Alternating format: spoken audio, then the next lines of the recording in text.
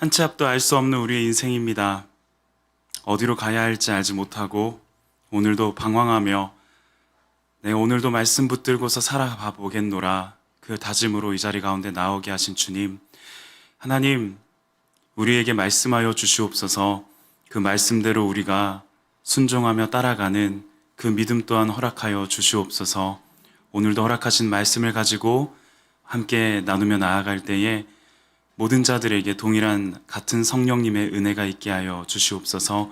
감사를 드리오며 살아계신 예수님의 이름으로 기도합니다. 아멘. 함께 말씀 읽도록 하겠습니다. 창세기 13장 말씀입니다. 창세기 13장 5절에서 18절까지 말씀입니다. 창세기 13장 5절에서 18절까지 말씀이고 한 절씩 교독하도록 하겠습니다. 아브라함의 일행 롯도 양과 소와 장막이 있으므로 그 땅에 그들이 동거하기에 넉넉하지 못하였으니 이는 그들의 소유가 많아서 동거할 수 없었음이니라. 그러므로 아브라함의 가축의 목자와 롯의 가축의 목자가 서로 다투고 또 가나안 사람과 브리스 사람도 그 땅에 거주하였는지라. 아브라함이 롯에게 이르되 우리는 한 친족이라 나나 너나 내 목자나 내 목자나 서로 다투게 하지 말자. 내 앞에 온 땅이 있지 아니하냐. 나를 떠나가라. 내가 좌하면 나는 우하고 내가 우하면 나는 좌하리라. 이에 롯이 눈을 들어 요단 지역을 바라본즉 소알까지 온 땅에 물이 넉넉하니 여호와께서 소돔과 고모라를 멸하시기 전이었으므로 여호와의 동산 같고 애굽 땅과 같았더라. 그러므로 롯이 요단 온 지역을 택하고 동으로 옮기니 그들이 서로 떠난지라. 아브라함은 가나안 땅에 거주하였고 롯은 그 지역의 도시들에 머무르며 그 장막을 옮겨 소돔까지 이르렀더라. 소돔 사람은 여호와 앞에 악하며 큰 죄인이었더라. 롯이 아브라함을 떠난 후에 여호와께서 아브라함에게 이르시되 너는 눈을 들어 너 있는 곳에서 북쪽과 남쪽 그리고 동쪽과 서쪽을 바라보라. 보이는 땅을 내가 너와 내 자손에게 주리니 영원히 이르리라. 내가 내 자손이 땅에 티끌 같게 사람이 땅에 티끌을 능히 셀 수 있을진데 내 자손도 세리라. 너는 일어나 그 땅을 종과 횡으로 두루 다녀보라. 내가 그것을 내게 주리라. 함께 읽겠습니다. 이에 아브라함이 장막을 옮겨 헤브론에 있는 마므레 상수리 수풀에 이르러 거주하며 거기서 여호와를 위하여 제단을 쌓았더라. 아멘. 12월입니다. 벌써 12월입니다. 올 한 해도 녹록치 않은 매일의 삶을 살아가시느라 수고 많으셨습니다. 우리 옆에 계신 분에게 이렇게 인사 나누길 원합니다. 격려하길 원합니다. 고생 많으셨습니다. 수고 많으셨습니다. 네. 우리 각자 개인의 인생에도 또 그리고 가정과 가정의 여러 가지 환경 속에서도 그리고 교회의 사역에서도 아마도 아주 많은 이야기들로 꾹꾹 담겨 눌러진 그런 한 해가 아니었나 회고해 보게 됩니다. 올 한 해를 마무리하면서 12월의 첫 번째 수요 기도회는 아브라함이라는 인물의 이야기로 시작해 보고자 합니다. 저는 아브라함을 좋아합니다. 상당히 좋아합니다. 그가 믿음의 조상이어서 좋아하는 건 아닙니다. 오히려 그가 믿음의 연약한 모습들을 보여줬기 때문에 좋아합니다. 하나님께서 약속하신 땅으로 이동했는데 난데없는 기근을 만나자 이집트로 도망가는 모습. 도망만 갔을까요? 그곳에서 자기 목숨 보존하려고 아내를 누이라고 속이는 모습. 그러다가 이제 자기 방식대로 후계자 낳고자 이스마엘 낳고 엘리에셀 세우려고 하던 그런 믿음 없는 태도가, 그런 방식들이 제 마음에 와닿습니다. 왜냐하면 전형적인 저의 믿음 없음과 같기 때문입니다. 심리학적인 용어로 약함의 자기 동일시라고 하는 용어가 있다고 합니다. 한때, 지금은 이제 종령이 됐는데 예능계를 주름잡았던 프로그램이 하나 있습니다. 무한도전이라고 하는 프로그램인데요.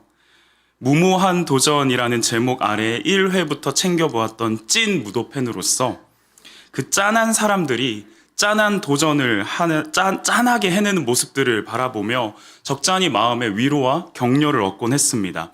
그런 걸 우리는 약함의 자기동일시라고 합니다.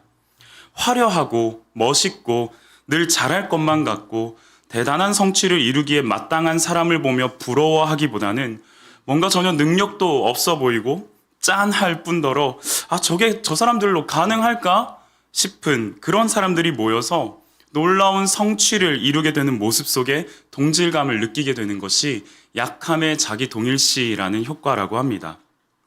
저는 오늘 본문을 보면서 아브라함에 대한 약함의 자기 동일시를 하고 싶었습니다. 아브라함의 믿음 없는 과정을 좋아하는 저의 모습이 딱 약함의 자기 동일시가 아닐까라는 생각을 하게 됐습니다. 그럼에도 불구하고 그런 빈약한 믿음의 소유자였음에도 불구하고 결국은 하나님께서 인정하시는 믿음의 조상으로 우리가 다 알고 있는 믿음의 대명사로 그런 결과를 이루게 되는 모습 속에서 작은 다짐과 도전을 오늘도 한 걸음씩 이어나갈 수 있게 하는 것이 아닐까라는 생각을 하게 됩니다. 오늘은 아브라함을 다루어 가시는 하나님을 집중해 보고자 합니다. 특별히 오늘 우리는 아브라함을 믿음의 조상으로 다루어 가기 위한 한 대목을 좀 주목해 보고자 하는데요. 한 해를 마무리하면서 갈 바를 알지 못하는 방향성에 혼란을 겪고 계시는 성도님이 계시다면, 혹은 기약 없는 내일과 소망 없는 미래에 칠흑 같은 어둠의 시간을 보내고 계시는 성도님을 향하여 오늘 말씀이 하나님의 마음으로 다가가기를 간절히 소망합니다. 아브라함을 빚어가시는 하나님의 과정 첫 번째입니다. 자막을 통해 보도록 하겠습니다. 믿음의 걸음마를 떼게 하십니다. 우리가 오늘 읽은 대목을 함께 나누기 전에 앞에 있었던 대목들, 이루어진 상황들을 한번 짚고 넘어갈 필요가 있습니다. 창세기 11장 후반부에는 갈대아 우르를 떠나서 하란에 이르게 된 아브라함과 그의 일행의 모습이 주목됩니다. 의지하던 아버지 데라가 그 자리에서 죽습니다. 의지하던 아버지의 데라의 죽음 이후에 아브라함과 그의 일행은 비로소 그 하란을 떠나게 됩니다. 12장 전반부는 우리가 너무나도 잘 알고 있는 말씀입니다. 여호와 하나님께서 아브라함에게 나타나서 땅과 자손과 복의 근원을 약속하십니다. 그러자 그 근원의 약속 앞에 아브라함이 이렇게 고백합니다. 이에 아브라함이 여호와의 말씀을 따라갔고 롯도 그와 함께 갔으며, 가나안 땅에 도착하자 첫 번째로 발을 딛는 곳이 세겜이었습니다. 그곳에 제단을 쌓고 이어서 베델과 아이 사이 지역으로 들어가 여호와의 이름을 부르며 예배하기 시작합니다. 12장 후반부로 들어가서 갑자기 장면이 바뀝니다. 약속의 땅이었는데 가보니까 너무 척박한 거예요. 어이없이 기근을 만납니다. 그 기근을 만나자 물이라도 풍족한, 그래도 풀이라도 풍족한 이집트로 내려가야겠다, 애굽으로 내려가게 되는 아브라함과 그의 일행입니다. 그곳에서 겪게 되는 사건 너무나도 잘 아시죠? 이 여자는 내 아내가 아니오 사건입니다. 여기서부터 비로소 남편이라는 이름이 나타났다고 이제 얘기하죠. 내 편 아니고 남편이다. 이 여자 내 여자, 내 아내 아니다. 자신의 목숨을 부지하기 위한 계산적인 행동이었습니다. 그러나 그곳에서는 계산에 없었던 하나님의 행동 두 가지가 나타납니다. 첫 번째, 창세기 12장 17절 말씀 화면을 통해 함께 읽도록 하겠습니다. 시작. 여호와께서 아브라함의 아내 사라의 일로 바로와 그 집에 큰 재앙을 내리신지라. 하나님께서는 계산 없이 행동하십니다. 여호와께서 아브라함의 아내 사라의 일로, 아브라함은 지금 누이라고 속이면서 들어갔는데 아내 사라의 일로 바로와 그 집안에 큰 재앙을 내리게 하십니다. 거기서 끝나지 않습니다. 계산에 없던 하나님 행동 두 번째는 창세기 13장 2절 말씀입니다. 제가 읽겠습니다. 아브라함에게 가축과 은과 금이 풍부하였더라.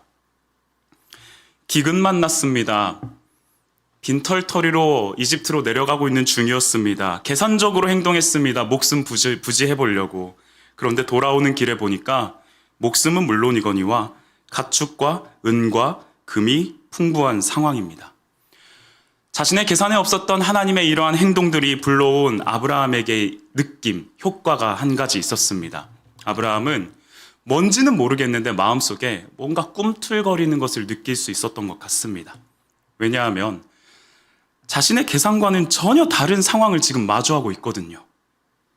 그렇게 꿈틀거리는 무언가를 품은 채 이집트를 떠나서 이스라엘의 남쪽 네게브 지방으로 올라온 아브라함과 그의 일행입니다. 그리고 그 꿈틀거림이 가져온 오늘 말씀의 한 대목이 창세기 13장 8절에서 9절 말씀입니다. 한 절씩 교독하겠습니다. 제가 먼저 8절 읽겠습니다. 아브라함이 롯에게 이르되 우리는 한 친족이라 나나 너나 내 목자나 너의 목자나 서로 다투게 하지 말자. 내 앞에 온 땅이 있지 아니하냐. 나를 떠나가라. 내가 좌하면 나는 우하고 내가 우하면 나는 좌하리라. 아멘. 이 말씀을 그저 우리가 양보를 잘했다로 보시면 하나님께서 다루어 가시는 믿음의 그 과정을 우리가 보지 못하는 아쉬움이 있습니다. 이 말씀 상당히 이상한 장면입니다. 왜 아브라함은 부동산 입지 우선권을 롯에게 내주었을까요? 상식적으로 아브라함이 롯에게 있어서 삼촌입니다. 연장자죠. 그리고 가나안으로 오게 되었던 과정도 아브라함의 주도였습니다. 그런데 왜 선택권을 내주게 된 것일까요? 따지고 본다면요, 아브라함이 먼저 더 당당하게 내가 저기 먼저 갈 테니까 넌 반대로 가라고 얘기해도 괜찮습니다. 왜냐하면 아브라함은 그 공동체의 족장이거든요. 계산적이었던 아브라함의 이전의 행동들을 우리가 생각해 본다면 이 장면은 더 이해할 수 없음이 분명합니다. 그런데 이러한 행동은요, 아브라함이 앞서 경험했었던 사건들에 기인하고 있음을 우리는 확인할 수 있어야 됩니다. 난데없이 여호와 하나님이라는 분이 자기 앞에 출현했습니다.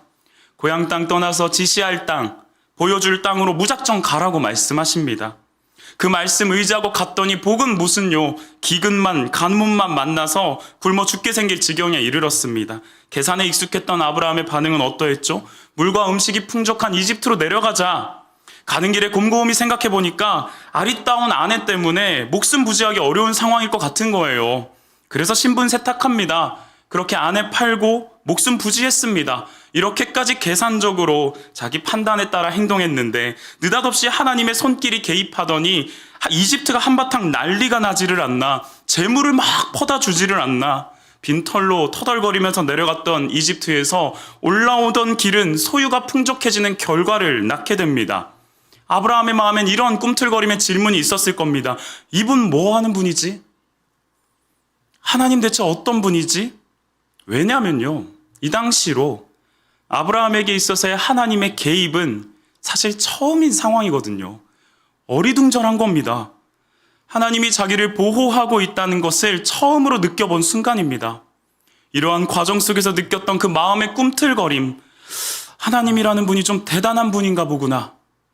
내 삶에 이렇게까지 개입을 해주신다고? 내가 기근으로부터 목숨 부지하려고, 사람의 위협으로부터 목숨 부지하려고 애쓴 게 이분 앞에서는 부질없는 짓이었구나. 그렇게 결국 롯에게 부동산 입지 선택권, 우선 선택권을 내줄 수 있었던 아브라함입니다. 그는 앞선 경험을 통해서 하나님의 손맛을 알아버렸거든요. 하나님이라는 분에 대한 믿음이 싹트기 시작했거든요. 계산 없이 행동해도 괜찮을 수 있겠구나라고 하는 그 믿음의 걸음마를 떼게 된 것입니다. 저희 아내에게는 빈틈이 있습니다. 가뜩이나 사람들 앞에 자신의 이야기하는 거, 그것도 빈틈 이런 거 얘기하는 거 극도로 불편해하는 분이라서 제가 이거 얘기하는 동안은 왼쪽을 쳐다보지 못하고 빨리 얘기해야 될 것 같습니다. 얼마 전에 저희 가정에게 주어진 특별한 선택의 시간이 있었습니다. 2024년도 어린이집 입학 관련 선택입니다. 일주일 상간으로 2개의 어린이집에서 연락이 왔습니다. 독특한 건 둘 다 만 3세반이 없는 어린이집인데 내년부터 만들어서 받는다는 소식을 전해주었습니다. 그리고 두 곳 다 이렇게 말하더라고요. 원하시면 받아줄 수 있어요. 저희의 선택만 남은 거죠. 저의 개인적인 판단과 또 주변 분들의 추천은 두말할 것도 없다, 2번째 어린이집으로 가라였습니다. 생각할 필요도 없다, 이건 계산할 것도 없다, 그냥 당연히 2번째다. 그런데 그 순간 저희 아내가 빈틈을 보이기 시작하더라고요. 일단 그 2곳의 설명회를 다 다녀와야겠대요. 효율을 따지는 저의 입장에선 그건 시간과 에너지의 낭비다. 누가 봐도 2번째 어린이집으로 가야 되는 게 마땅하다. 그 주변에 많은 이제 목사님들도 2번째로 가 이렇게 얘기하시고, 다 누군지 아시죠? 그렇게 얘기를 하시니까 거기 말고는 갈 데가 없어. 이렇게까지 얘기하시니까 당연히 가야죠. 그런데 아내는 빈틈을 보이면서 시간과 에너지를 써가며 2곳의 설명회를 다 다녀와야 된다고 합니다. 그저 혼자 갔다 오면 모르겠는데 이제 지안이가 있지 않습니까? 근데 또 그 지안이를 데리고 가면 설명회를 집중할 수 없다고 해서 굳이 장모님이 2차례 왔다 갔다 하셔야 되는 상황이 된 겁니다.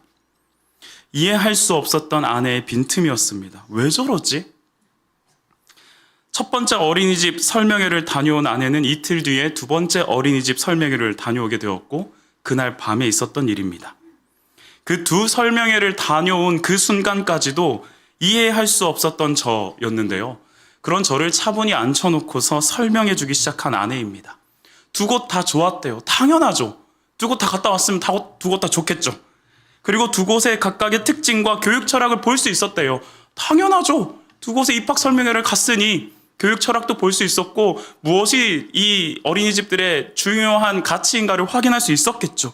그런데 결정적인 이야기를 하는 겁니다. 두 곳 모두의 방문 요청이 일주일 상간에 두 곳에서 다 왔을 때 아내가 기도했다고 합니다. 하나님, 저는 잘 모르니까 하나님이 선택해서 제가 확신할 수 있게 알려주세요. 두 곳 모두가 운영 주체가 교회입니다. 그래서 더 구체적으로 아내가 이렇게 기도했다고 합니다. 지안이를 뱃속에 품고서 기도했던 말씀이 주어졌으면 좋겠습니다. 그 말씀은 누가복음 2장 40절 말씀입니다.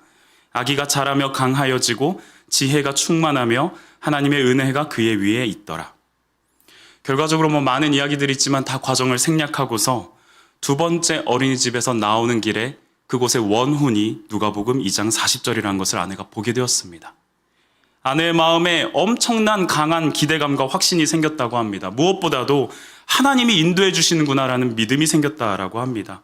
그 하나님의 인도하심을 경험한 아내의 그 설렘과 기쁨 가득한 목소리와 표정 앞에서 계산적으로 당연히 두 번째야. 첫 번째를 왜 가? 그럴 시간과 에너지 너무 아깝지. 머리 굴리기에만 바빴던 저는 할 말이 없어지더라고요. 저희 아내에게는 자랑스러운 빈틈이 있습니다. 전 그 빈틈을 이렇게 고백하고 싶습니다. 하나님이 개입하실 수 있는 공간을 만들고 있습니다. 아내의 빈틈은 모자라다라는 것이 아니라 하나님이 개입할 수 있는 공간을 만들어낸다는 것입니다. 지금까지의 짧은 인생의 경험 속에서 하나님의 손맛을 알아버렸던 사람의 빈틈이었습니다. 온갖 저의 계산과 시도가 아니어도 자신의 계산과 시도가 아니어도 하나님은 가장 좋은 것으로 하나님은 가장 선한 길로 인도해 주셨음을 그 과거의 은혜를 믿음으로 내딛는 걸음이 저희 아내가 가지고 있었던 믿음의 빈틈이었습니다. 어디로 가야 하는지 많은 고민과 염려 앞에서 지금까지 인도하셨던 하나님의 손길, 그 하나님의 손맛을 떠올려 보십시오. 당연한 것 하나도 없었던 순간들입니다. 기도 요청을 누군가에게 했음에도 불구하고 자기는 까먹고 있다가 지나고 보니까 가장 완벽하게 응답되었지만 정작 그 응답에는 관심이 없었던 장면들이 우리의 삶에 너무나도 많습니다. 하나님의 개입이 아니고서는 도무지 해석할 수 없는 경이로운 우리의 일상의 순간들이 분명히 있습니다. 지금까지 인도하신 하나님의 손길, 그 하나님의 손맛을 떠올려 보시길 원합니다. 그리고 하나님께 우리 삶의 빈틈을 내어드립시다. 하나님이 개입하실 수 있는 공간을 내어드립시다. 온통 나의 계산과 나의 결론으로 꽉꽉 채워진 그 자리에 하나님께서 일하실, 하나님께서 개입하실 빈틈을 만들어 놓읍시다. 그게 바로 믿음의 첫걸음, 걸음마를 떼는 것이 아닐까 싶습니다. 정리해 보겠습니다. 롯에게 선택권을 내주었던 아브라함은 하나님이 일하실 것에 대한 빈틈을 만드는 중입니다. 쉽지 않은 과정이기 때문에 분명 걸음마를 떼듯이 조심스러웠을 겁니다. 그래서 하나님은 아브라함에게 이어지는 과정을 세밀하게, 섬세하게 허락하시더라고요. 아브라함을 빚어가시는 하나님의 과정 두 번째입니다. 자막을 통해 함께 읽도록 하겠습니다. 믿음의 시작. 믿음의 시야로 바라보게 하신다. 믿음의 걸음마를 떼게 하신 하나님은 믿음의 시야로 바라보게 하십니다.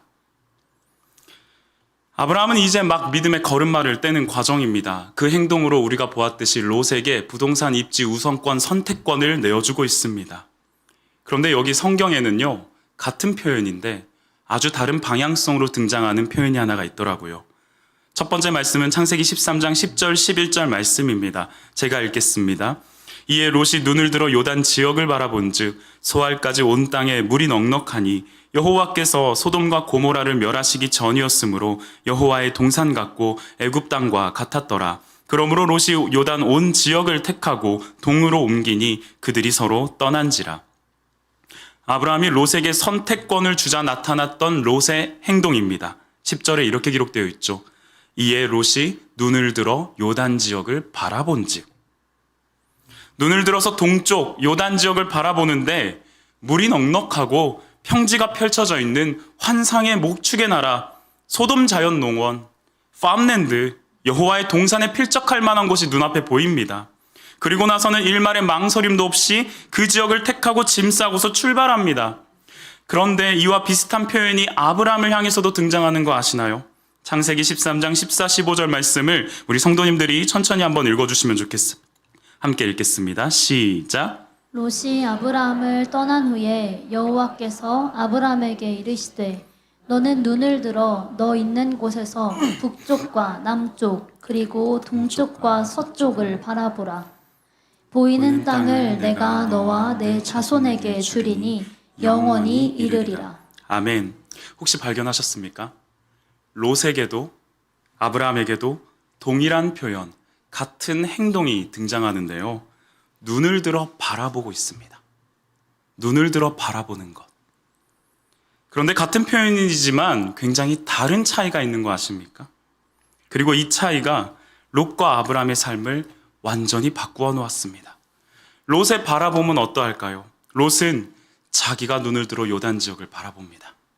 소돔과 고모라는 하나님께서 그들의 죄로 멸하시기 전이었기 때문에 너무나도 아름답고 풍족하며 살기에 천혜의 조건임에 틀림없습니다.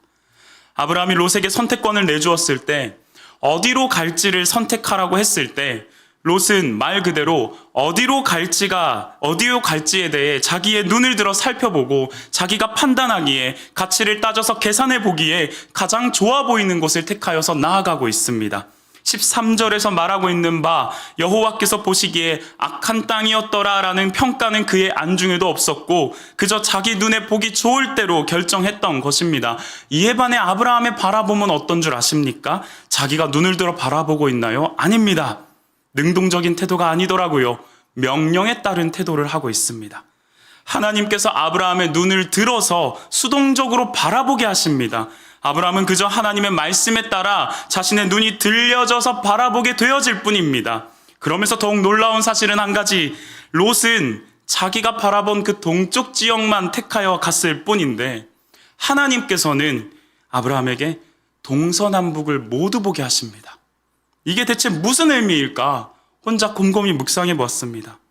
그 결론은 이렇습니다. 하나님은 지금 아브라함에게 이렇게 말씀하시는 것 같아요. 아브라함아, 너 이제 어디로 가야 할지 고민하지 마라. 그저 내가 너와 어디든 함께하고 있다는 것만 기억해라. 아브라함아, 너 이제 어디로 가야 할지 고민하지 마. 롯은 동쪽 택하여 갔는데 내가 너한테 동서남북 다 보여줄게. 그저 내가 하나님이 너 아브라함과 어디든 함께하고 있다는 것만 기억했으면 좋겠다.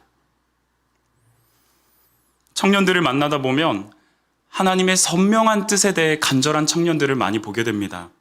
대부분의 상담은요, 무엇이 하나님의 뜻인지 모르겠다라는 질문으로 시작합니다. 그러면서 이렇게 기도합니다. 오늘 큐티 속에서 하나님의 뜻을 발견하게 해주세요. 오늘 내가 선택하는 기로 앞에서 하나님의 길이 무엇인지를 알게 해주세요. 다 좋습니다. 그런데 제가 청년들에게 늘 이렇게 얘기합니다. 정작 중요한 본질을 놓치고 있는 것 같다. 너희들은 가장 선명하게 드러나고 있는 하나님의 뜻을 망각하고 있는 것 같다. 어딜 가더라도 그곳에 하나님이 계시면 되는 거 아니냐? 어딜 가더라도 무엇을 선택하더라도 그곳에 하나님께서 함께하고 계시면 되는 거 아니니? 지금 하나님은 아브라함에게 그 말씀을 하고 계십니다. 어디로 가야 할지 고민하지 마라. 그저 내가 동서남북 어디든 너와 함께하고 있다는 것만 기억해라. 하나님의 이 마음, 하나님의 이 말씀을 느끼셨으면 좋겠습니다.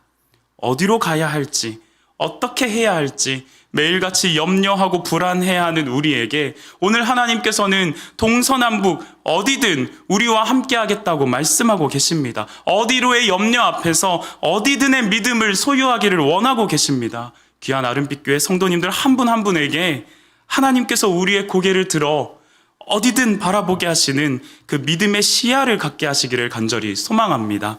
그런가 하면 마지막으로 아브라함을 빚어가시는 하나님의 과정 세 번째입니다. 믿음의 기대감을 고백하게 하십니다. 창세기 13장 18절 말씀을 함께 읽도록 하겠습니다. 말씀 함께 읽겠습니다. 시작. 이에 아브라함이 장막을 옮겨 헤브론에 있는 마므레 상수리 수풀에 이르러 거주하며 거기서 여호와를 위하여 제단을 쌓았더라. 아멘. 믿음의 시야를 들어서 동서남북 어디든 함께 하시는 하나님을 의지한 아브라함은 거처를 옮깁니다.